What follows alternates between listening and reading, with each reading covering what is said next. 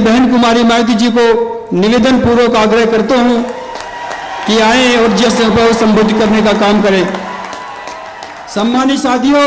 बड़ी गंभीरता से सुनना एक एक शब्द को। बहन जी का एक एक शब्द मूल्यवान है। बड़ी गंभीरता से सुनना। कोई भी व्यक्ति बहन जी के भाषण खत्म होने से पहले कुर्सी नहीं छोड़ेगा। शांति से सुनना, गंभीरता से सम्मान साथ।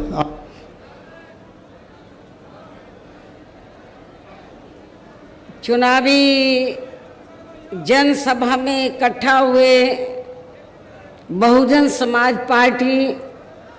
व भारतीय राष्ट्रीय लोक दल के बने इस गठबंधन के सभी छोटे बड़े पदाधिकारी, नेता एवं कार्यकर्तागण, आज आप लोग यहाँ हरियाणा प्रदेश में विधानसभा के लिए हो रहे आम चुनाव में अपने बने इस गठबंधन के उम्मीदवारों के समर्थन में हमें सुनने के लिए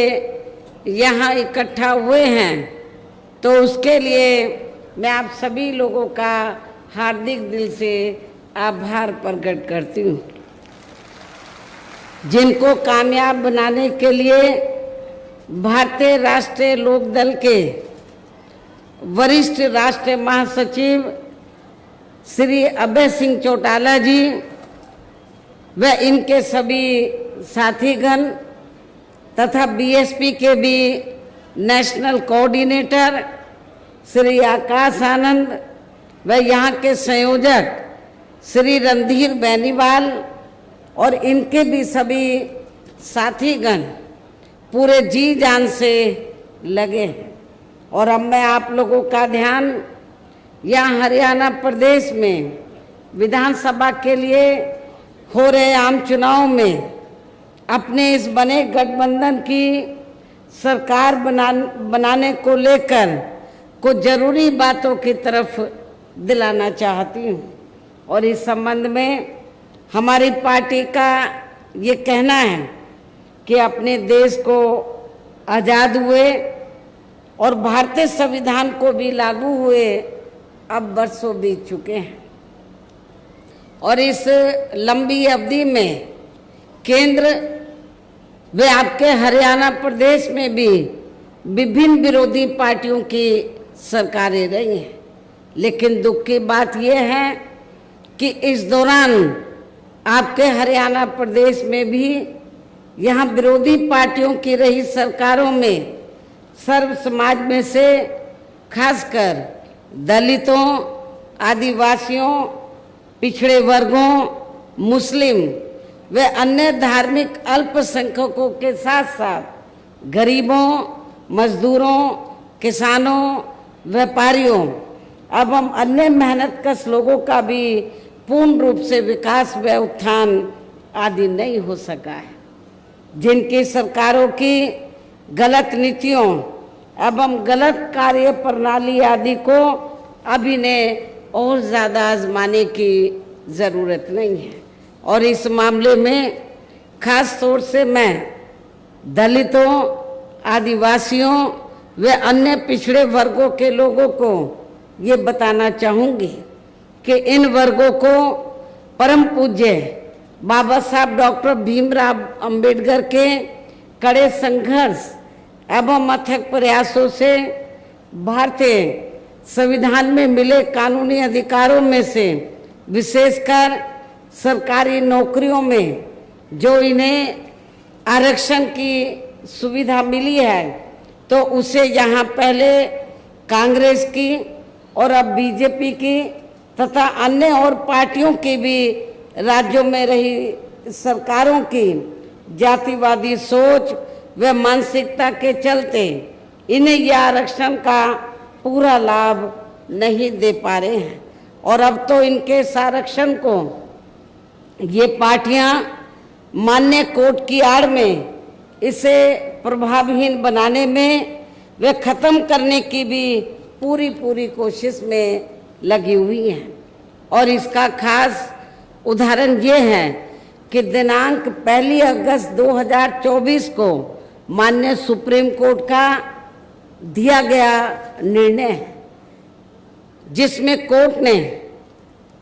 एससी व एसटी के आरक्षण में वर्गीकरण व क्रीमी लेयर आदि को लागू करने की बात कही है। यानी कि आरक्षण में से आरक्षण, पहले एससी एसटी वर्गों के लोगों को जो आरक्षण दिया हुआ था तो वो उनको पूरा मिलता था, भरा तो नहीं जाता था कोटा, लेकिन उसमें कोई वर्गीकरण नहीं था। उसमें कोई अब क्या है, माननीय सुप्रीम कोर्ट ने क्या जजमेंट दिया है कि जो आरक्षण आप लोगों को मिला एससी एसटी वर्गों के लोगों को, तो उसमें भी वर्गीकरण किया जाएगा, उसको भी बांट दिया जाएगा। पहले एससी एसटी में क्रीमी लेयर आदि लागू नहीं थी, वो भी लागू कर दी। और सुप्रीम कोर्ट ने जो ये जजमेंट दिया, अब होगा क्या कि एससी एसटी का जो आरक्षण है इसको वर्गीकृत कर दिया, इसको बांट दिया कि जो एससी एसटी में इसको 2-3 हिस्सों में बांट दिया, लेकिन पहले ऐसा नहीं था। पहले मान लीजिए जिन लोगों को आरक्षण मिल रहा है और उनमें से जो लोग इसके योग्य नहीं हैं तो उन्हीं वर्गों में से आरक्षण दिया जाता था। लेकिन अब ये वर्गीकरण करके ये लोग क्या करेंगे कि जो योग्य नहीं होंगे तो उनको पहले एससी में ही जो मजबूत जातियां थी उनको मिल जाता था। अब ये धीरे से चुपके से अब ये करेंगे क्या, सामान्य वर्गों के लोगों को उनका ये आरक्षण दे देंगे। और ये जो व्यवस्था की गई है, माननीय सुप्रीम कोर्ट ने जो व्यवस्था की है, तो इस व्यवस्था में सेंटर की ओर से, सेंटर में किसकी सरकार है, भारतीय जनता पार्टी की, भारतीय जनता पार्टी का जो सरकारी वकील उधर खड़ा हुआ, उसने सुप्रीम कोर्ट के इस फैसले का स्वागत किया, कहा कि हम सहमत हैं, इससे हम सहमत हैं। कांग्रेस के भी वकील खड़े हुए, उन्होंने कहा कि हम इससे सहमत हैं। और ये एससी एसटी में जो आरक्षण में पहले वर्गीकरण नहीं था, अब उसमें वर्गीकरण कर दिया। अब आपको बहुत, और इनको जो एससी एसटी की जातियां हैं तो वर्गीकरण करके इनको आपस में लड़ाने का काम किया है। और ये जो पार्टियां क्या कर रही हैं, लड़ाने का काम कैसे कि फूट डालो और राज करो। अभी तक एससी एसटी एक प्लेटफार्म पे रहता था, लेकिन इसकी आड़ में इनको बांट के फूट डालो, कुछ जो वोट कुछ वोट बीएसपी ले जाए और कुछ वोट वो दूसरी पार्टियां ले जाए, इनको बांट के रखो। जिनको ये कह रहे हैं कि वर्गीकरण करके हम फायदा पहुंचा रहे हैं, तो उनका ये वोट ले जाएंगे, जबकि इससे कोई फायदा होने वाला नहीं है। धीरे पर्दे के पीछे इसका ज्यादातर लाभ जनरल लोगों को ही मिल जाएगा।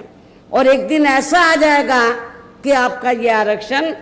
प्रभावहीन बन जाएगा, ना के बराबर रह जाएगा, खत्म हो जाएगा। और यदि इन वर्गों के आरक्षण के मामले में केंद्र की वर्तमान भाजपा सरकार की भी नीति व नीयत साफ होती, तो फिर ये सरकार माननीय सुप्रीम कोर्ट के आरक्षण को लेकर आए इस निर्णय को बिना कोई देरी किए हुए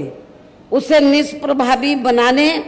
व पूर्व की स्थिति में लाने के लिए संसद का विशेष सत्र बुलाकर फिर संवैधानिक संशोधन विधेयक जरूर लाती और उसे विपक्ष को साथ में लेकर पास भी जरूर कराती। और इतना ही नहीं, बल्कि इसके लिए कांग्रेस व इनके इंडिया गठबंधन ने अभी तक भी केंद्र सरकार पर कोई दबाव नहीं बनाया है। और ऐसा करना तो बहुत दूर की बात रही, बल्कि इन्होंने माननीय सुप्रीम कोर्ट के इस निर्णय पर अभी तक कुछ भी खुलकर नहीं बोला है, ना बीजेपी ने, ना कांग्रेस ने, ना अन्य पार्टियों ने कुछ भी खुलकर नहीं बोला है। और इस मामले में केंद्र की भाजपा सरकार व अधिकांश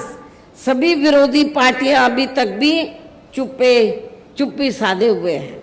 यहाँ मैं ये भी बता देना चाहती हूँ कि माननीय कोर्ट ने SC/ST आरक्षण में वर्गीकरण करने व क्रीमी लेयर को भी लागू करने का ये कार्य जो पहले संसद के पास था, राष्ट्रपति जी के पास था, उनसे वापस लेकर तो SC/ST के आरक्षण में वर्गीकरण करने व क्रीमी लेयर को भी लागू करने का ये कार्य अब राज्य सरकारों के ऊपर छोड़ दिया है। जो पहले राज्य सरकारों के पास नहीं था, संसद के पास था, राष्ट्रपति जी के पास था, ये राज्य सरकारों के ऊपर छोड़ दिया है। जो राज्य सरकारें हैं, जिस भी पार्टी की सरकार बनेगी तो उस पार्टी की सरकार फिर अपने हिसाब से इसका पूरा राजनीतिक फायदा भी उठाएगी। साथ ही इसकी आड़ में इन वर्गों को बांटकर इन्हें आपस में भी लड़ाएगी। अर्थात अब ये पार्टियां फूट डालो व राज करो की नीति का भरपूर फायदा उठाएंगी। जबकि संविधान के मुताबिक कि जाति को SC व ST की सूची में शामिल करना है या नहीं करना है, तो इसका ये अधिकार अभी तक, जैसा कि मैंने आप लोगों को बताया, ये केवल संसद व माननीय राष्ट्रपति जी को ही दिया हुआ था, जिसे 1 अगस्त 2024 को माननीय सुप्रीम कोर्ट के आए निर्णय के जरिए इसे अब वापस लेकर सीधे ही राज्य सरकारों को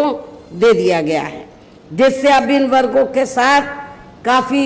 नाइंसाफी होगी। अर्थात इनका अब यह आरक्षण ना के बराबर ही रह जाएगा। और अब तो कांग्रेस के श्री राहुल गांधी ने भी विदेश में जाकर इनके सभी आरक्षण को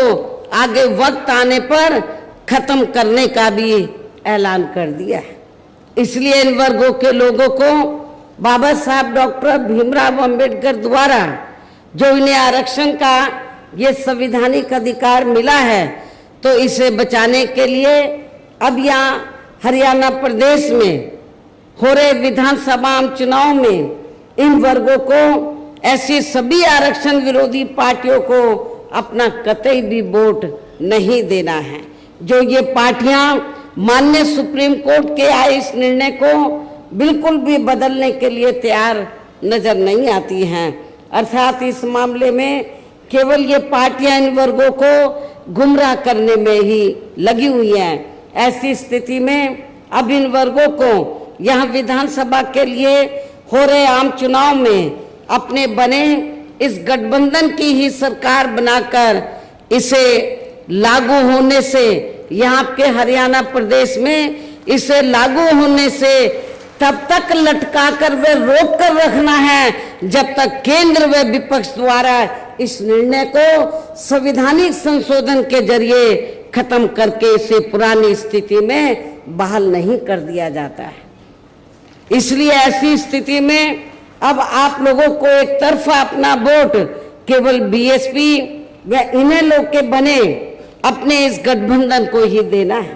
ताकि सत्ता में आकर यहाँ आपके स्टेट में माननीय सुप्रीम कोर्ट के आए इस निर्णय पर कुछ हद तक अंकुश लगाया जा सके। हम इसको पास नहीं होने देंगे। हमारा गठबंधन की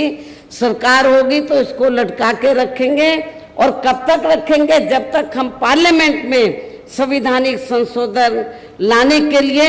हम सेंट्रल गवर्नमेंट के ऊपर दबाव बनाएंगे, वो इसको पुरानी स्थिति में नहीं ले आती है, बहाल नहीं कर देती है। इतना ही नहीं बल्कि केंद्र व राज्यों में कांग्रेस, बीजेपी व अन्य जातिवादी पार्टियों की रही सरकारों ने इनका आरक्षण का कोटा अभी तक भी पूरा नहीं किया है। आपके हरियाणा प्रदेश में भी यही स्थिति है। हर विभाग में सीटें खाली पड़ी, जिसे फिर अंत में किसी न किसी रूप में सामान्य वर्गों को ही दे दिया जाता है। पदोन्नति में आरक्षण को तो इन्होंने मान्य कोर्ट की आड़ में काफी हद तक खत्म कर दिया है। इसके साथ ही केंद्र व राज्यों की भी सरकारों द्वारा इन वर्गों के लोगों को प्राइवेट सेक्टर में आरक्षण दिए जाने की व्यवस्था किए बिना ही इनके ज्यादातर सरकारी कार्य अब यहाँ प्राइवेट सेक्टर के जरिए ही देश के अधिकांश बड़े बड़े पूंजीपतियों व धन्ना सेठों आदि को ही दिए जा रहे हैं, जिसके कारण आपके यहाँ हरियाणा प्रदेश सहित पूरे देश में अब इन वर्गों के लोगों को आरक्षण का बहुत कम ही लाभ मिल पा रहा है। और इससे अब पूरे देश में दलितों व आदिवासियों के साथ साथ अन्य पिछड़े वर्गों को भी काफी ज्यादा नुकसान हो रहा है, जबकि अन्य पिछड़े वर्गों के लोगों को ये भी मालूम होना चाहिए कि इन्हें मंडल कमीशन की रिपोर्ट के तहत आरक्षण की सुविधा केंद्र में कांग्रेस पार्टी की रही सरकार में नहीं बल्कि बीएसपी के कड़े संघर्ष एवं अथक प्रयासों से केंद्र में रही श्री बीपी सिंह के सरकार में ही मिली है, जिसका भी अब यहाँ जातिवादी विरोधी पार्टियों की चल रही सरकारें इन्हें पूरा लाभ नहीं दे पा रही हैं। इसके साथ ही श्री बीपी सिंह की सरकार में ही इन वर्गों के मसीहा परम पूज्य बाबा साहब डॉक्टर भीमराव अंबेडकर को भी यहाँ भारत रत्न की उपाधि से सम्मानित किया गया है, जिसके लिए वो हर प्रकार से पात्र भी थे, जबकि इन्हें ये सम्मान इनके जीते जी केंद्र में रही कांग्रेस पार्टी की सरकार में ही बहुत पहले मिल जाना चाहिए था। लेकिन इस पार्टी की यानी कि कांग्रेस पार्टी की सरकार ने बाबा साहब डॉक्टर अंबेडकर के देहांत के बाद भी इन्हें काफी वर्षों तक इन्हें ये सम्मान नहीं दिया। इससे इन वर्गों के प्रति इस कांग्रेस पार्टी की हीन व जातिवादी मानसिकता साफ झलकती है। इतना ही नहीं बल्कि इनके कारवां को आगे बढ़ाने वाले वे हर मामले में समर्पित रहे व्यक्तित्व मान्यवर श्री कांशीराम जी के देहांत होने पर उस समय केंद्र में रही इसी कांग्रेस पार्टी की सरकार ने इनके सम्मान में एक दिन का भी राष्ट्रीय शोक घोषित नहीं किया था। इसके साथ ही इन वर्गों के लोगों को जुर्म जाति से निजात दिलाने के लिए जो भी यहाँ नियम व कानून आदि बने हैं तो उन पर भी केंद्र व राज्यों की सरकारें सही से अमल नहीं कर पा रही हैं, जिससे अब यह खासकर दलितों आदिवासियों व अन्य पिछड़े वर्गों के ऊपर शोषण करने वाले लोगों का मनोबल और भी ज्यादा बढ़ रहा है। और ये सब हमें यहाँ आपके हरियाणा प्रदेश में भी काफी कुछ देखने के लिए मिल रहा है। इसी प्रकार हमें पूरे देश में मुस्लिम व अन्य अकलियत समाज के लोगों की भी अधिकांश मामलों में हालत कोई खास अच्छी नजर नहीं आती है।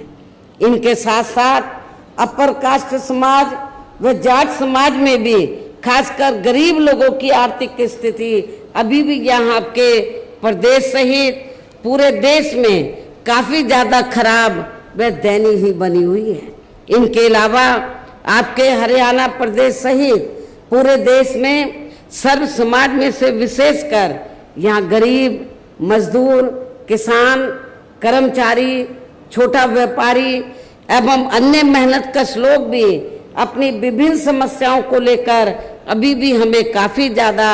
दुखी ही नजर आते हैं। और इनमें भी किसान वर्ग तो केंद्र में अभी तक की रही सभी सरकारों द्वारा बनाई गई उनकी गलत नीतियों के कारण अब काफी ज्यादा परेशान व दुखी भी रहा है और अभी भी है। लेकिन इन सब की मुख्य वजह हमारी पार्टी केंद्र में वे आपके हरियाणा प्रदेश में भी यहाँ अब तक की रही अधिकांश विरोधी पार्टियों की सरकारों की गरीब व किसान विरोधी तथा इनकी जातिवादी पूंजीवादी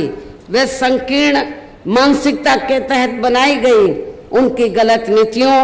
एवं गलत कार्य प्रणाली को ही काफी हद तक जिम्मेवार मानकर चलती है। और इस मामले में खासकर इनकी गलत आर्थिक नीतियों के वजह से ही आए दिन यहाँ पूरे देश में गरीबी, बेरोजगारी व महंगाई आदि भी काफी ज्यादा बढ़ रही है, जिससे आम जनता काफी ज्यादा परेशान व दुखी भी है। इसके साथ साथ अभी भी अपने देश में भ्रष्टाचार हर स्तर पर काफी ज्यादा फैला हुआ है, जिससे आपका खुद का अपना हरियाणा प्रदेश भी अछूता नहीं रहा है। और इन सब का मुख्य कारण हमारी पार्टी आजादी के बाद से लेकर अभी तक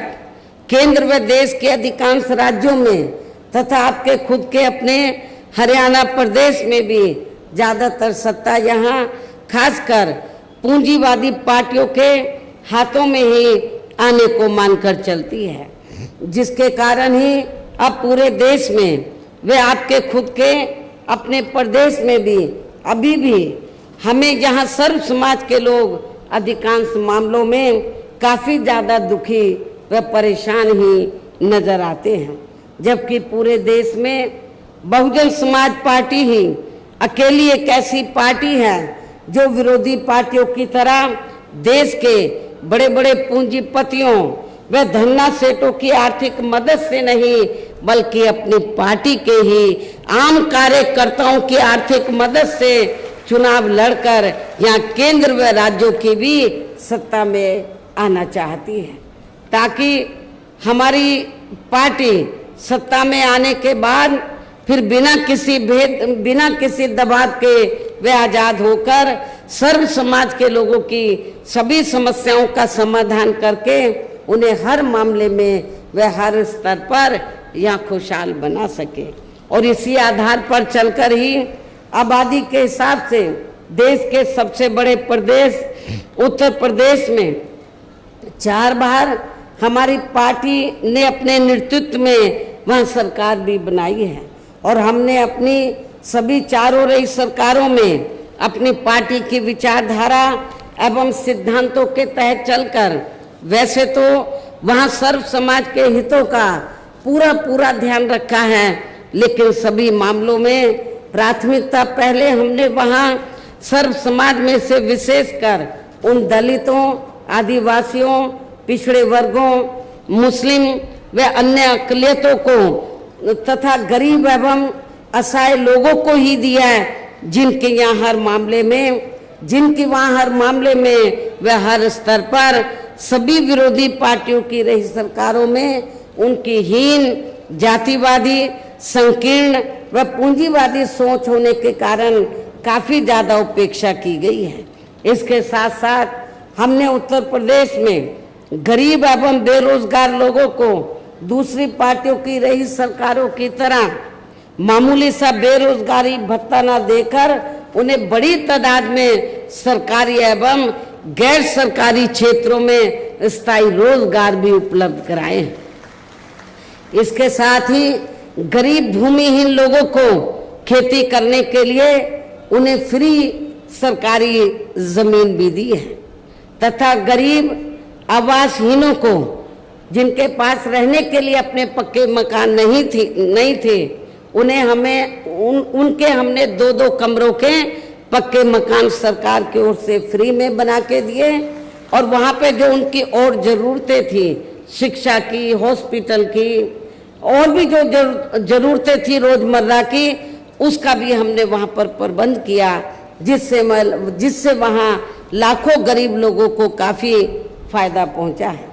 शहरों व देहातों को भी विकसित किया गया। डॉक्टर अंबेडकर ग्राम विकास योजना के तहत बड़े पैमाने पर उत्तर प्रदेश में देहातों को विकसित किया गया। मान्यवर श्री कांशीराम जी शहरी समग्र विकास योजना के तहत शहरों को विकसित किया गया, और उन बस्तियों पर विशेष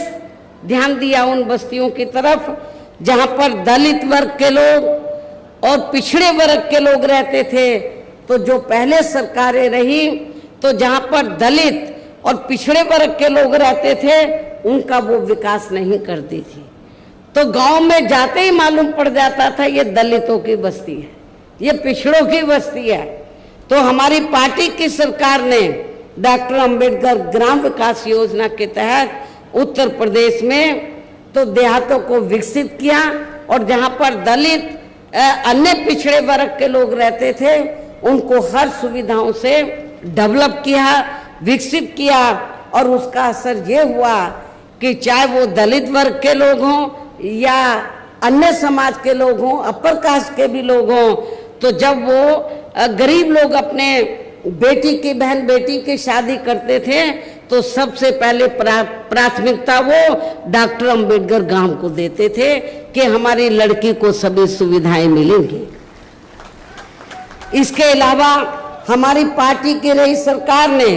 वहां विभिन्न क्षेत्रों में लगे लोगों के साथ साथ छात्रों, युवाओं, महिलाओं व बुजुर्गों आदि के हितों में भी अनेकों महत्वपूर्ण व ऐतिहासिक कार्य किए हैं, जिनसे इन्हें काफी ज्यादा लाभ पहुंचा है। किसानों की भी अधिकांश समस्याओं का काफी हद तक समाधान किया गया है तथा उनकी फसलों का भी उन्हें समय से उचित दाम दिया गया है। इतना ही नहीं बल्कि हमने उत्तर प्रदेश में सर्व समाज के लोगों के ऊपर किसी भी प्रकार की कोई जुल्म जाति आदि भी नहीं होने दी है, बल्कि हमारी पार्टी की रही सरकार ने वहाँ जुल्म जाति करने वाले लोगों को बिना कोई देरी किए हुए उन्हें तुरंत ही जेल की सलाखों के अंदर भेजा है, जहाँ मेरी सरकार में उनकी सही व असली जगह होती है, जिसकी यहाँ आपके हरियाणा प्रदेश में भी काफ़ी सख्त ज़रूरत है। इसके साथ ही हमारी पार्टी की रही सरकार ने अपने देश में दलित एवं अन्य पिछड़े वर्गों में समय समय पर जन्मे यहाँ अपने महान संतों, गुरुओं व महापुरुषों में भी खासकर महात्मा ज्योतिराव फूले, छत्रपति शाहू जी महाराज, श्री नारायण गुरु, बाबा साहब डॉक्टर भीमराव अंबेडकर एवं मान्यवर श्री कांशीराम जी आदि को भी विभिन्न रूपों में पहली बार वहाँ पूरा आदर सम्मान दिया है, जिन्हें विरोधी पार्टियों के लोग अभी तक भी आसानी से पचा नहीं पा रहे हैं। इस प्रकार से उत्तर प्रदेश में हमारी पार्टी ने अपने सभी चारों रहे शासनकाल के दौरान वहाँ हर मामले में व हर स्तर पर सब समाज के लोगों को काफ़ी बेहतरीन सरकार दी है। और यदि आप लोग भी यहाँ अपने हरियाणा प्रदेश में गरीबों, किसानों व आम जनहित के तथा विशेषकर कमजोर एवं उपेक्षित वर्गों के हितों में ऐसे ही कार्य करना चाहते हैं, इसके साथ ही आपकी प्रदेश की जनहित से जुड़ी जो भी यहाँ स्थानीय समस्याएं हैं तो उन्हें भी आप दूर करना चाहते हैं, तो फिर आप लोगों को भी उत्तर प्रदेश की तरह ही यहाँ अपने हरियाणा प्रदेश में भी अपने इस बने गठबंधन की ही सर्वजन हिताय व सर्वजन सुखाय की नीतियों पर आधारित ही सरकार बनानी होगी, जिसके लिए अब आप लोगों को यहाँ अपने हरियाणा प्रदेश में विधानसभा के लिए हो रहे आम चुनाव में अपने गठबंधन का ही बेहतर रिजल्ट लाना होगा। इसके साथ साथ आप लोगों को वोट पड़ने तक यहाँ की सत्ताधारी पार्टी व अन्य सभी विरोधी पार्टियों के साम दाम दंड भेद आदि हथकंडों से भी जरूर सावधान रहना है। और इस मामले में खासकर आप लोगों को विरोधी पार्टियों के जारी किए गए उनके हवाई व प्रलोभन भरे चुनावी घोषणा पत्रों आदि के बहकावे में तो कतई नहीं आना है, जिन्हें ये पार्टियां सत्ता में आने के बाद अधिकांश अमल में नहीं लाती हैं, जिस पर से अब जनता का काफ़ी हद तक विश्वास ही उठ गया है। इसलिए हमारी पार्टी किसी भी चुनाव में अपना कोई भी चुनावी घोषणा पत्र आदि जारी नहीं करती है। वैसे भी हमारी पार्टी कहने में बहुत कम बल्कि कार्य करके दिखाने में ही ज़्यादा विश्वास रखती है, अर्थात जो कहती है तो उसे करके भी दिखाती है। और ये सब हमने उत्तर प्रदेश में बिना घोषणा पत्र के जारी किए हुए 4 बार सरकार बनाई, कोई घोषणा पत्र जारी नहीं किया था। उसके हम कब करते हैं? जब सरकार बन जाती है, फिर हम अपनी नीतियाँ बताते हैं कि हमारी सरकार की नीतियाँ क्या है। उससे पहले हम कोई हवाई बातें नहीं करते हैं। और अब संक्षेप में मेरा यही कहना है कि आप लोगों को अपने खुद के, अपने हरियाणा प्रदेश के भी हित में यहाँ बीएसपी व इनेलो के बने अपने इस गठबंधन की ही सरकार बनाना बहुत ज़रूरी है। और अब आप लोगों को अपने इस गठबंधन के उम्मीदवारों को ज़्यादा से ज़्यादा कामयाब बनाना है, जिसके लिए बीएसपी के उम्मीदवारों को हाथी चुनाव चिन्ह के सामने वाले बटन को दबाकर तथा राष्ट्रीय लोकदल के उम्मीदवारों को चश्मा चुनाव चिन्ह के सामने वाले बटन को दबा के उन्हें ज़रूर जिताना है। असम से तो आपका नौजवान साथी खड़ा हुआ है। इनके पिता पहले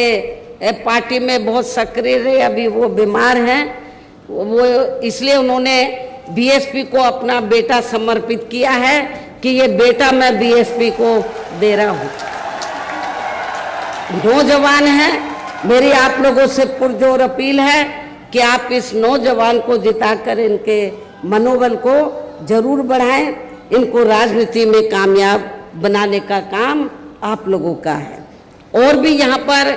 इस करनाल जिले में आसपास की जो विधानसभा की सीटें हैं, गठबंधन के और भी उम्मीदवार हैं, उनको भी आपको कामयाब बनाना है। इस प्रकार से आप लोगों को अपने बने इस गठबंधन की ही पूर्ण बहुमत की सरकार बनाना है। और सरकार बनने पर फिर गठबंधन की ओर से आपके हरियाणा प्रदेश का मुख्यमंत्री चौधरी अभय सिंह चौटाला जी को ही बनाया जाएगा, जिनको मेरे आशीर्वाद के साथ साथ इनके पिता चौधरी ओम प्रकाश सिंह चौटाला जी का भी पूरा आशीर्वाद प्राप्त है। वैसे स्वर्गीय चौधरी देवीलाल जी का भी हमेशा इन पर आशीर्वाद बना रहा है। इनके साथ साथ गठबंधन की ओर से बीएसपी का ये जो हमारा गठबंधन है,